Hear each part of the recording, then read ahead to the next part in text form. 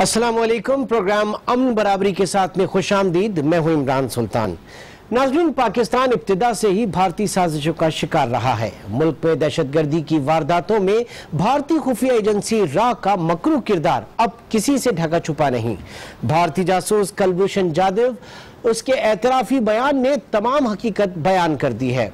भारत ने पाकिस्तान को गैर मुस्तहकम करने के लिए सिर्फ रा ही नहीं बल्कि अफगानिस्तान को भी खूब इस्तेमाल किया और कर रहा है। वो अफगानिस्तान जिसके मुश्किल और कड़े वक्त में सिर्फ पाकिस्तान ही काम आया, आज उसी पड़ोसी मुल्क की खुफिया agency national directorate of security यानी NDS रॉ के साथ खड़ी है। इस तंजीम ने पाकिस्तान में दहशतगर्दी का बाजार गर्म किया और ये सिर्फ हम नहीं कह रहे बल्कि ये कबूल करना है एहसानुल्लाह एहसान का, उस शख्स का जो तहरीक तालिबान पाकिस्तान और जमातुल अहरार का तर्जुमान रहा है, जिसने खुद को पाकिस्तानी फोर्सेस के सामने सरेंडर किया और अब पाक फौज के ताल्लुकात आमा यानी ISPR ने उसका एक चौंका देने वाला बयान, जो एतराफी वीडियो बयान है, उसको जारी किया है। अपने इस बयान में एहसानुल्लाह एहसान ने क्या एतराफ़ किया है ये भी हम आपको दिखाएंगे। उससे पहले अपने गेस्ट पैनल का आपसे तारुफ करवाता चलूँ। इस वक्त स्टूडियो में, कराची स्टूडियो में हमारे साथ मौजूद हैं ब्रिगेडियर हारिस साहब, आप दिफाई तज्ज़ियाकार हैं। रहीमुल्लाह यूसुफजई सीनियर तज्ज़ियाकार और माहिर अफगान उमूर पेशावर में हमें ज्वाइन करेंगे। बात कर रहे थे हम इस वक्त एक कन्फेशनल स्टेटमेंट की, एहसानुल्लाह एहसान की। अपने इसकी स्टेटमेंट में उसने क्या कहा, आइए आपको भी दिखाते हैं।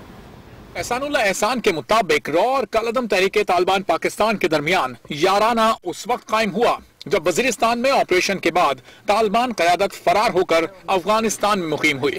इस वक्त ब्रिगेडियर हारिस रिटायर्ड हमारे साथ मौजूद हैं। ब्रिगेडियर साहब, ये क्लिप आपने देखी और ये एक इंटरव्यू, शॉर्ट इंटरव्यू तकरीबन 4-5 मिनट की एक थी, कुछ चुनिंदा हमने आपको दिखाए। बात यह है कि एहसानुल्लाह एहसान कोई एक आम कारकुन नहीं था किसी दहशतगर्द तंजीम का, बल्कि ये तर्जुमान रहा है और तर्जुमान भी ये रहा है कलअदम तहरीक तालिबान पाकिस्तान और जमातुल अहरार का। और इसने खुद को सरेंडर किया कि एक बयान आता है कि जनाब लोग कहते हैं कि इसको टॉर्चर किया, तो उसने ये स्टेटमेंट दिया। ये खुद उसने कन्वेंशनल स्टेटमेंट जो है इसकी तरफ से आया। अब इस सूरत में जब आपके पास इतने मुस्तहकम और इतने ज़बरदस्त किस्म के सबूत हैं, तो रॉ और NDS इन दोनों को बेनकाब जिस तरीके से इसने किया है, तो आलमी सतह पर पाकिस्तान अपने केस को मजीद कितना मौसर तौर पे पेश कर सकता है? देखें, ये तो एक बहुत बड़ी गॉड गिवन अपॉर्चुनिटी है कि एक स्पोक्स पर्सन जो है वो तालिबान का भी और फिर जमातुल अहरार का, और वो खुद आया और उसने आके खुद वीडियो बयान दिया विदाउट एनी प्रेशर या टॉर्चर या कोई चीज़ के बाद। तो ये तो इतना बड़ा केस इसलिए बनता है कि पहले गुलभूषण जाधव जो है इंडियन सर्विंग नेवल ऑफिसर, वो आपने अरेस्ट किया हुआ है, उसको भी डेथ पेनल्टी भी हो गई है। तो ये दोनों का अगर डोजियर सही बनाया जाए और उसके बाद इसमें सारी डिटेल डाली जाए कि किस तरीके से India is doing state terrorism, जो कि एक इस वक्त आलमी तौर पे बहुत बड़ा जुर्म है कि आप किसी मुल्क के अंदर इंतशार फैलाएं, टेररिज्म करें और उसको डिस्टेबलाइज करें। साथ ही साथ अफगानिस्तान की तरफ से जो उनकी नेशनल ये डेमोक्रेटिक ये है सिक्योरिटी है, डायरेक्टर ऑफ सिक्योरिटी NDS, वो उनको सपोर्ट कर रहे हैं। तो ये अगर इसका डोजियर अब प्रॉपर तरीके से विदाउट क्लिपिंग्स और पुराने रिकॉर्ड के साथ, अगर ये अब जाके सबसे पहले तो ये काम है कि अफगान हाई कमिश्नर और इंडियन हाई कमिश्नर को बुलाएं और प्रॉपर प्रोटेस्ट रिकॉर्ड करें। उसके बाद इसका केस तैयार करें। इस्लामिक मुल्क जो हमारे इंपॉर्टेंट हैं, हमारे नेबर्स जो है, ख़ास तौर पे इसमें ईरान, चाइना एंड रशिया, क्योंकि ये तीनों स्ट्रॉन्ग नेबर्स हैं, ठीक है। और उनको ये बताने की ज़रूरत है कि ये जो आग इंडिया पाकिस्तान में फैलाने की कोशिश कर रहा है और दाइश को लेकर आ रहा है, इसके फॉलोअर जो हैं ये सिंकियांग प्रोविंस से इन चाइना में जाएंगे और सेंट्रल एशिया के थ्रू रशिया में चले जाएंगे, और ईरान तो वैसे ही हमारा नेबर है। इसके क्या फॉलोआउट्स होंगे, क्या नताइज होंगे, कैसे इस खित्ते में ये पूरी दाइश और ये डिस्टेबलाइजेशन होगी, ये करने के बाद आपको यूरोपियन यूनियन है, अमेरिका है, जो दूसरे बड़े मुल्क उनको पता है, और अल्टीमेटली यूनाइटेड नेशन में जहाँ पर एक एंटी टेररिज्म डिपार्टमेंट होता है, जो सेल होता है जी, ये दुनिया में टेररिज्म रोकने के लिए फंडिंग भी देते हैं और उसको मॉनिटर भी करते हैं। वहाँ ये डोजियर लेके जाएं और वहाँ बताएं कि किस तरीके से इंडिया स्टेट टेररिज्म कर रहे हैं। इन्होंने बांग्लादेश में भी किया, उनके प्राइम मिनिस्टर ने खुद कहा कि हमने बांग्लादेश को अलग करने में मुक्तिबाना को तो आपका कहना यह है कि ये जो डोजियर की आप बात कर रहे हैं यूएन में लेकर भी इसको हम जाए इंटरनेशनल फोरम में, और उसी तरीके से जैसे कुलभूषण जाधव का लेके गए, और साथ ही साथ सिफारती सतह पे पाकिस्तान को बहुत डिप्लोमेटिक ऑफेंसिव यहाँ पे आने की जरूरत है। अच्छा, जब हम बात करते हैं एनडीएस की, national directorate of security, Afghanistan की जाहिर है कि उनकी इंटरनल और जो बैरूनी फॉरेन जो इनकी एक इंटेलिजेंस एजेंसी है, इससे पहले हमेशा कहा ये जाता रहा कि जनाब अफगानिस्तान में 40% जो है वो हुकूमत की रेट है, बाकी 60% जो है वो वहां पे दूसरे जो रिबेलियंस हैं वो शामिल हैं। लेकिन जब आप सरकारी इंटेलिजेंस एजेंसीज की बात करते हैं और वो उनको बाकायदा तस्करे बना के देती हैं, जो शनाख्ती कार्ड टाइप की चीज है जिसकी वजह से वो इजीली मूव कर सकते हैं, तो ये तो फिर डायरेक्टली हुकूमत इन्वॉल्व हो गई ना। ये है ही हुकूमत। देखिए ना, अफगान इंटेलिजेंस और directorate of intelligence is nothing, it is a part और वन ऑफ द विंग और component of government of Afghanistan. जैसे रॉ इंडिया का है उसी तरह ये तो एक कोलैबोरेशन है। बेसिकली इसमें अफगान गवर्नमेंट इन्वॉल्व है। और मैं एक और बात मतलब ये भी यहाँ पे एस्टैब्लिश हो गया, जो कहा जाता है जनाब 40% हमारी जो हुकूमत की रेट है उसको चैलेंज करते हैं, ये यहाँ पे supported by Afghan government without beyond doubt, and I think our ISI our intelligence agencies are very clear, और ये अभी उसको स्ट्रेंथ कर रहे हैं। सेकंड, मैं ये कहता हूँ कि अगर अफगान गवर्नमेंट इन्वॉल्व है, अफगान गवर्नमेंट को कौन चला रहा है? बेसिकली बात है they are remotely controlled by Americans. ठीक है। एक इसी अहम नुक्ते को आगे लेके चलते हैं, लेकिन एक छोटे से ब्रेक की तरफ पहले मैं जाना चाहूंगा ना, एक छोटे ब्रेक की तरफ चलते हैं। ब्रेक के बाद प्रोग्राम को कंटिन्यू रखें।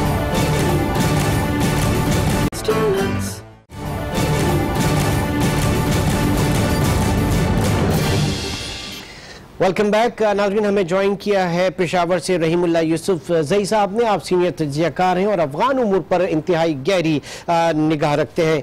रहीमुल्ला यूसुफ ज़ई, बहुत शुक्रिया आपने आज इस प्रोग्राम के लिए वक्त निकाला।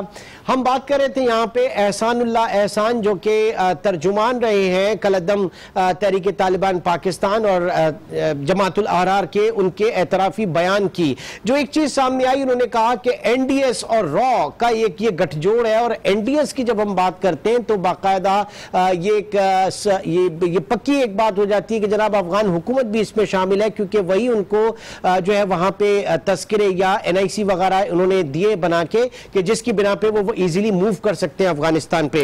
अफगान हुकूमत का इससे पहले हमेशा से ये मौक़िफ़ रहा है कि अशरफ गनी हुकूमत जो है वो ज़ाहिर है कि उनका 40% अफगानिस्तान के ऊपर जो है वो हुकूमत है, बाकी जो है वो बागी ग्रुप्स हैं और ये उन्हीं की कार्रवाई है। नाउ अब किस सतह पे आप देख रहे हैं अफगान हुकूमत जो है किस तरह से झुटला सकती है NDS के हवाले से जब ये बात की जा रही है? देखिए, पहले तो अफगानिस्तान की हुकूमत ये मानने को तैयार नहीं थी कि पाकिस्तानी तालिबान अफगानिस्तान में हैं और वहाँ पे उनके ठिकाने हैं और वो अफगानिस्तान की सरजमीन पाकिस्तान के खिलाफ इस्तेमाल कर रहे हैं। अभी कुछ महीने से उनका जो आर्गूमेंट है, जो स्टेटमेंट है, वो बदल गया है।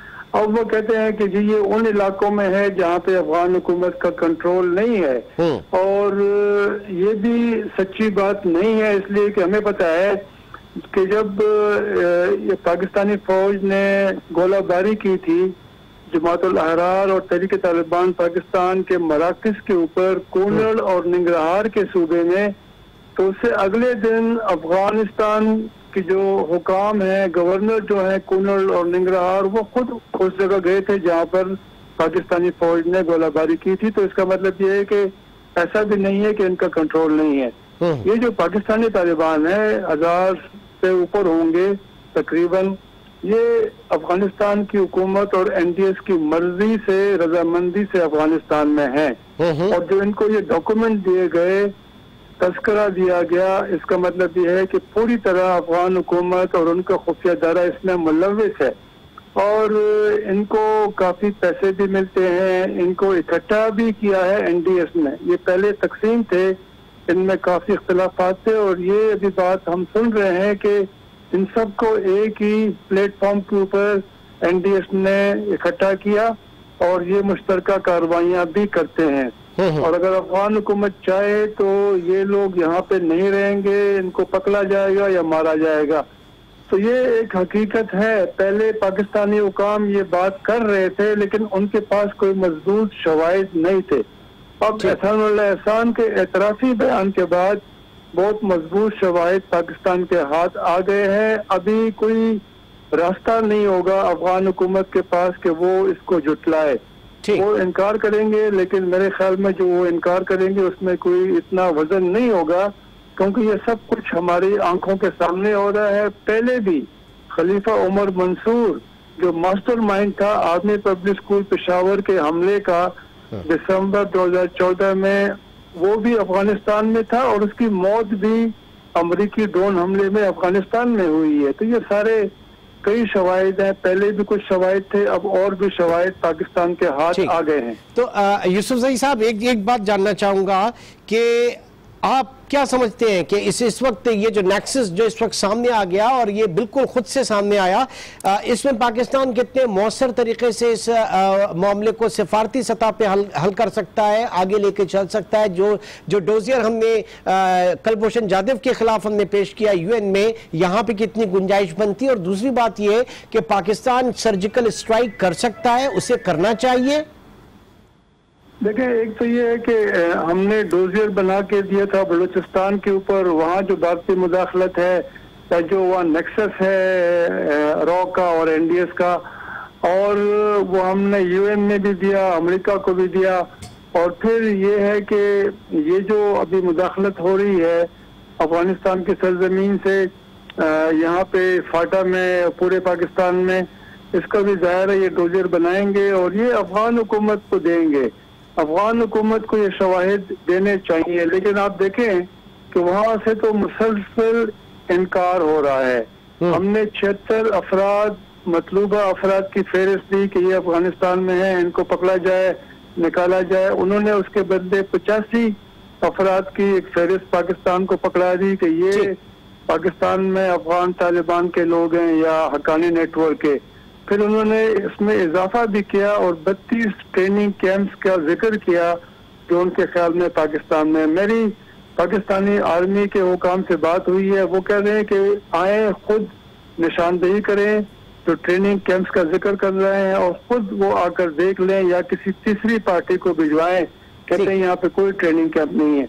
तो इस तरह की वो बात करेंगे, लेकिन पाकिस्तान को जाहिर है अपना केस मजबूत बनाना है, शवाहिद इकट्ठे करने हैं, न सिर्फ अफगानिस्तान को और इंडिया को देने हैं, बल्कि जो दोस्त ममालिक हैं, जो बड़ी ताकतें हैं, जो बड़े बड़े इदारे हैं, उनको भी ये डोजियर देना चाहिए। क्योंकि अभी तक तो पाकिस्तान के ऊपर इल्जाम तराशी हो रही थी, पाकिस्तान की तरफ से कोई मजबूत जवाब नहीं था, लेकिन ये सफारतकारी जो है ये पाकिस्तान को प्रोएक्टिव तरीके से करनी पड़ेगी। ठीक है। अच्छा, ये भी जानना चाहूंगा कि जब हम बात कर रहे हैं कि जनाब 40% वहां पे स्टेक या रिट जो है वो गवर्नमेंट की है, तो गवर्नमेंट के पीछे भी क्या है? जब एनडीएस भी मिली हुई है तो फिर उसके पीछे है किसका हाथ इतना बड़ा? पाकिस्तान में खुद अफगान हुकूमत जो है उसके ऊपर कौन इन्फ्लुएंस कर रहा है इस वक्त? देखिए, अफगानिस्तान की हुकूमत तो ये कहती है कि वो मुंतखब हुकूमत है, उनकी पार्लियामेंट है, उनके इदारे काम कर रहे हैं। अलबत्ता अमरीकी फौजी हुकाम की ये रिपोर्ट है कि 57% अफगानिस्तान के ऊपर अफगानिस्तान की हुकूमत का या तो कंट्रोल है या इन्फ्लुएंस है।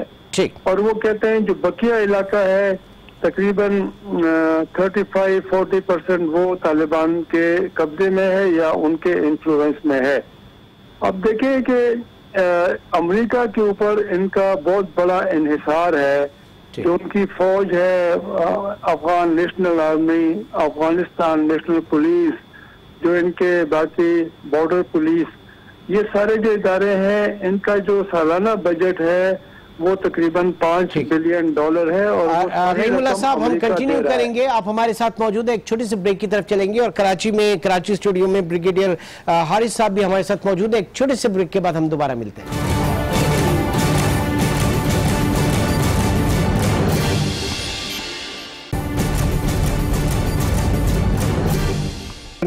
और साथ ही साथ कर्नल शुजा खानजादा पर हमले समेत दहशतगर्दी की 10 बड़ी वारदातों का उसने जो है वो एतराफ किया, उसकी जिम्मेदारी कबूल की है। ये तमाम हाई प्रोफाइल केसेस हैं। बट अगर हम सिर्फ मलाला के हवाले से बात कर लें, जो इंटरनेशनल पाकिस्तान के लिए इंटरनेशनली एक प्राइड है इस वक्त, और बहुत ज्यादा इन्फ्लुएंस है मलाला का इस वक्त पूरी दुनिया में, अगर बात करें तो सिर्फ मलाला के केस को लेकर और जो एक्सेप्ट कर रहा है कि जनाब हमने उनके ऊपर कातलाना हमला किया, हमारी जमात ने किया, पाकिस्तान कितना स्ट्रांग फुटिंग पे आ सकता है? नहीं, पाकिस्तान बहुत स्ट्रांग फुटिंग पर है और ये एक बहुत बड़ा कैच भी है जो पाकिस्तान के बाद खुद ब खुद चल के आ गया है। एक तो इसे ये भी आप अंदाज़ा लगा लें कि अफगान तालिबान में नाउ कमांड एलिमेंट में कहीं ना कहीं डीमोरलाइजेशन इफेक्ट हो गया है, तभी वो आए हैं, क्योंकि उनको अब आगे नज़र नहीं आ रहा, उनकी लीडरशिप जाके छुपी हुई है। उन्होंने अपने जो नीचे के लोग हैं, लोअर रैंक्स हैं, जो धमाके करते हैं, उनको आगे किया हुआ, खुद छुप के बैठ गए हैं।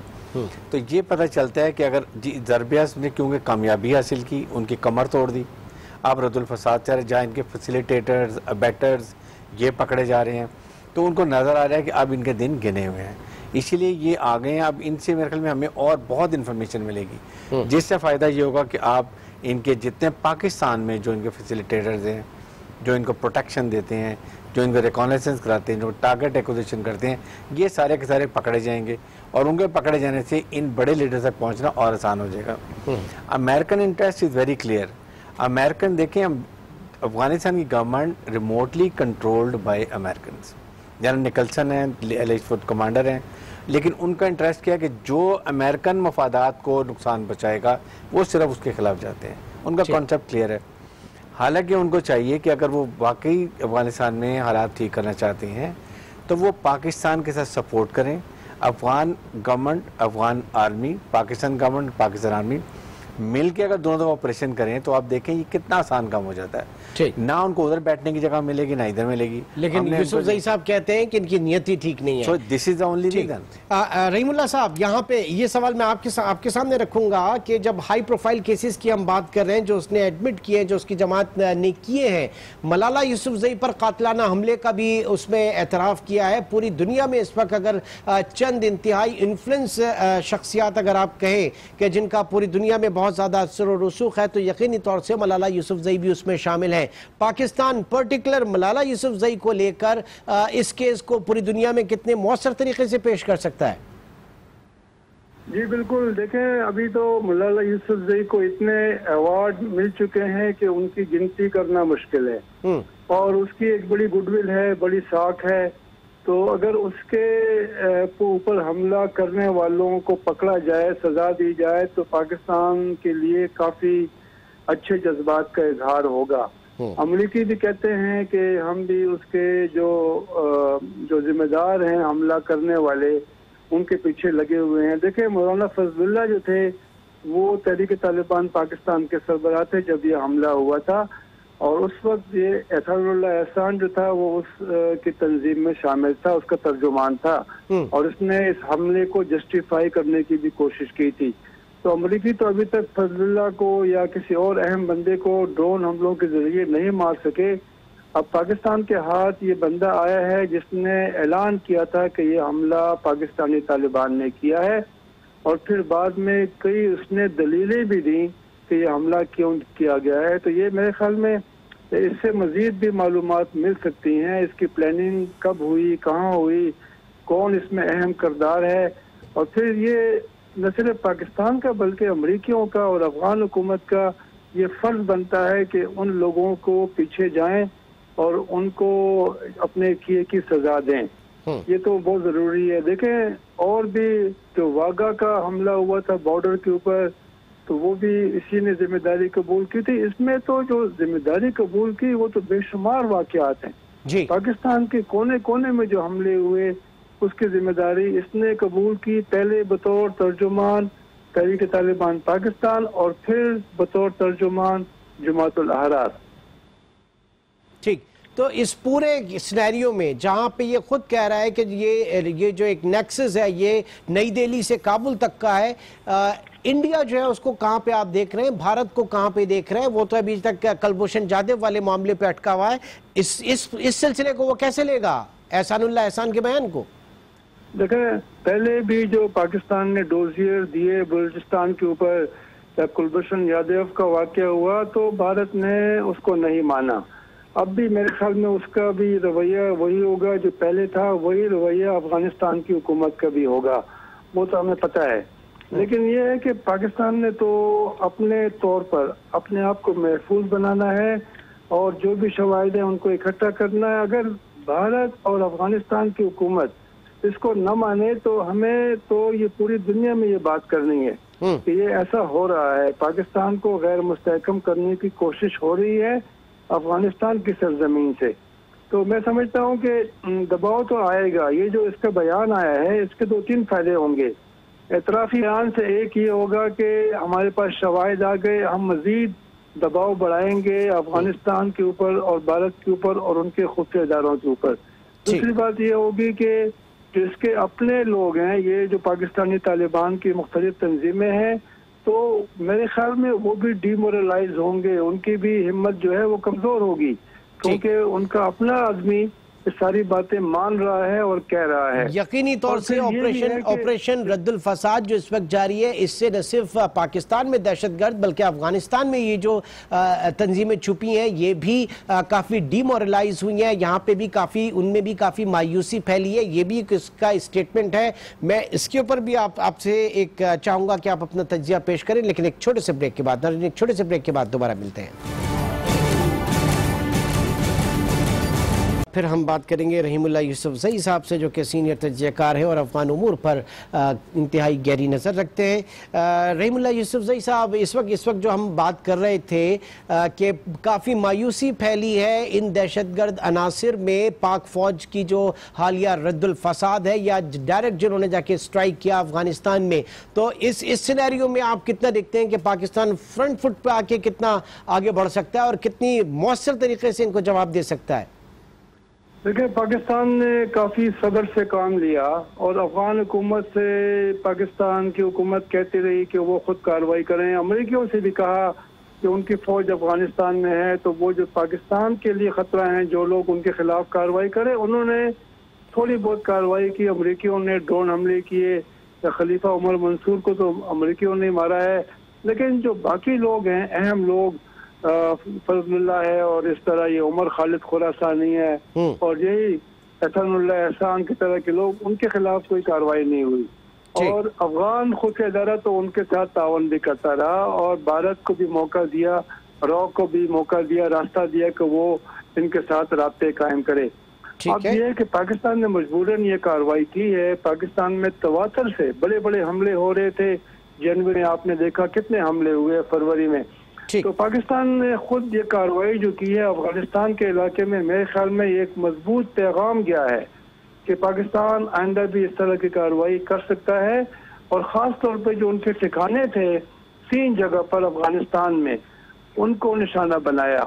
और जिस तरह एहसान अभी कह रहा है, मान रहा है कि वहाँ पे वाकई उनको नुकसान हुआ था, तो मैं समझता हूँ कि अभी तो एक रास्ता खुल गया है। और अगर अफगान हुकूमत ताउन नहीं करेगी, फिर दहशतगर्दी के हमले होंगे अफगानिस्तान की सरजमीन से, तो शायद पाकिस्तान आइंदा भी कार्रवाई करे। ठीक है, बहुत बहुत शुक्रिया। रहीमुल्लाह यूसुफजई साहब इस वक्त प्रोग्राम में हमसे बात कर रहे थे। एक बार फिर चलेंगे कराची स्टूडियो में ब्रिगेडियर हारिस हमारे साथ मौजूद हैं। ब्रिगेडियर साहब, DG ISPR major general Asif Ghafoor Bajwa का कहना है कि एहसानुल्लाह एहसान ने पाकिस्तान दुश्मन एजेंडा बेनकाब कर दिया और ये ऑपरेशन रद्दुल फसाद की बहुत बड़ी कामयाबी है। क्या कहेंगे आप? एब्सोल्युटली, और यही पाकिस्तान का शुरू से भी स्टांस रहा है कि इंडियन गवर्नमेंट और इंडियन रॉ along with Afghan government and Afghan intelligence मिल के नेक्सस के साथ ये पाकिस्तान को डिस्टेबलाइज कर रहे हैं और पाकिस्तान में टेररिज्म कर रहे हैं और बलूचिस्तान में सेपरेटिस्ट मूवमेंट को सपोर्ट कर रहे हैं। ये पॉइंट था। ये अभी इससे एक तो बहुत क्लियर हो गया क्योंकि ये वॉलंटरली खुद आए हैं, जिन्होंने सरेंडर किया है और विदाउट एनी प्रेशर टॉर्चर उन्होंने आके सारी बातें बता दी हैं किस तरीके से इंडिया इसको फंडिंग कर रहा है, क्या एजेंडा। और मेरे ख्याल नरेंद्र मोदी का एजेंडा तो हम सबको पता है। नहीं तो भारत खुद का ऑफिशियली कहाँ पे खड़ा होगा? वो तो अभी तक कुलभूषण यादव को बेकसूर मांग रहा है, उसकी सजाए मौत जो है उसको खत्म करने की बात कर रहा है, वो इसे एक्सेप्ट करेगा? ऐसा नहीं। बात ये है कि उनकी अपनी हठधर्मी है, उनकी अपनी बेशर्मी है, इसमें वो उनको कोई शर्म नहीं है। कश्मीर में क्या कर रहा है? नहाते कश्मीरियों को भी आपने बच्चियों को देखा किस तरीके से वो इंडियन पुलिस की, इंडियन आर्मी की जीपों पे चढ़ के डंडे बरसा रही हैं। ये सोचें कि कितनी नफरत है कश्मीरियों में इंडियंस के खिलाफ, इंडियन आर्मी के खिलाफ। और जिस तरीके से 5-6 लाख फौज वहाँ पर है जो जुल्म करी, इस पर भी तो वो नहीं मानते, वो पाकिस्तान को ब्लेम करते हैं। तो बात ये कि वो अपना काम जो उन्होंने करना है करें। पाकिस्तान को चाहिए कि एक उनको वार्निंग दें। नंबर 2, अफगान गवर्नमेंट को लास्ट वार्निंग दे दें कि we will go into your territory for surgical strikes wherever we feel there is a concentration of रॉ एजेंट्स, अफगान इंटेलिजेंस, इंडियन, उसके बाद जो इनके ये तालिबान, जहाँ भी हम वहाँ पर जाएंगे और सर्जिकल स्ट्राइक करेंगे। अमेरिकन को बताने की ज़रूरत है कि इससे इस खित्ते में क्या फ़र्क पड़ेगा, और उसके बाद यूनाइटेड नेशन में जाके बताएं, डिप्लोमेटिक ऑफेंसिव सबको बताएं और कहें कि पाकिस्तान एक न्यूक्लियर मुल्क है, पाकिस्तान इस्लामिक मुल्क है, हम में हमारे मुल्क में दहशतगर्दी इंडियन और अफगान मिलके कर रहे हैं। Now enough is enough and they need to do more.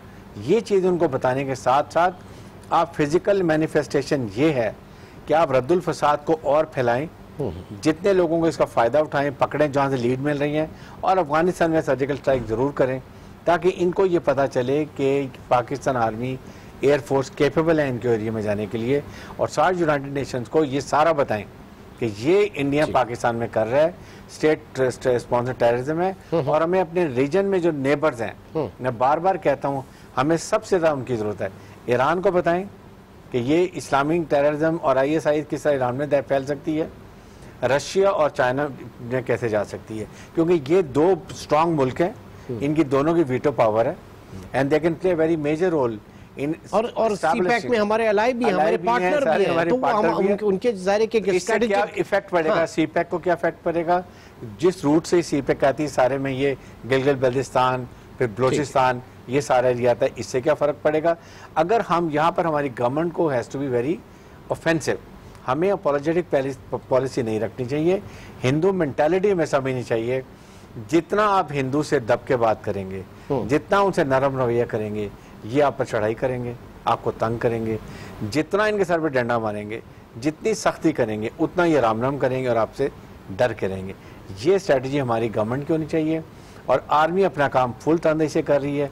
They will continue doing, और गवर्नमेंट को नेशनल एक्शन प्लान पे अमल करने की जरूरत है। बहुत बहुत शुक्रिया। ब्रिगेडियर हारिस रिटायर्ड दिफाई तज्जियाकार कराची स्टूडियो में थे और रहीमुल्लाह यूसुफजई साहब ने हमें पेशावर से ज्वाइन किया। और आज के प्रोग्राम में हम बात कर रहे थे एहसानुल्लाह एहसान, जो कि साबिक तर्जुमान रहा है कलदम तहरीक तालिबान पाकिस्तान और जमातुल अहरार का, और उसने ख़ुद को पाकिस्तानी फोर्सेस के हवाले किया और उसके बाद इंतहाई चौंका देने वाले उसने एतराफ़ किए। अपने एतराफ़ी बयान में उसने कहा कि किस तरीके से भारतीय खुफिया एजेंसी रॉ और अफगानिस्तान की एजेंसी, इंटेलिजेंस एजेंसी NDS जो है इस पूरे खेल में शामिल है, इस घिनौने खेल में शामिल है जिसमें पाकिस्तान को गैर मुस्तहकम करने की कोशिश की जा रही है। लेकिन हमारी दुआ है कि इंशाअल्लाह ताला ये अपने इस मज़मूम मकासद में कामयाब नहीं होंगे। इंशाअल्लाह आपसे फिर अगले प्रोग्राम में मुलाकात होगी। अपना बहुत ख्याल रखिएगा। अल्लाह हाफिज़।